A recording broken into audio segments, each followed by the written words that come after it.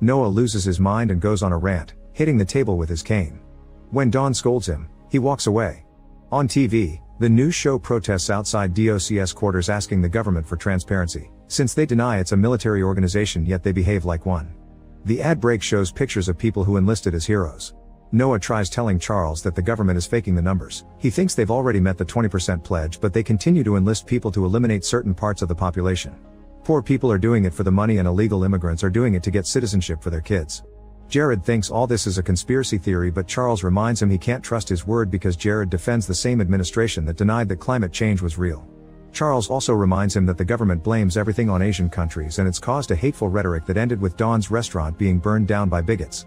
When Charles calls Jared a disappointment, Jared mentions that Noah is a former addict to make himself look better.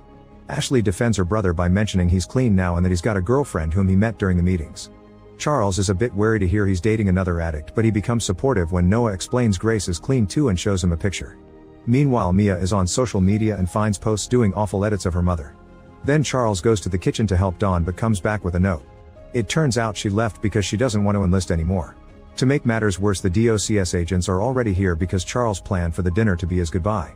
Charles lets Agent Bob in and explains that Dawn isn't around, so he'd like to reschedule. Bob asks Charles to talk in private and they go to the office, where Charles is given some paperwork to sign. However, these cancellation papers documents would freeze the family's assets, publicly classify Charles as a traitor, and send him to jail.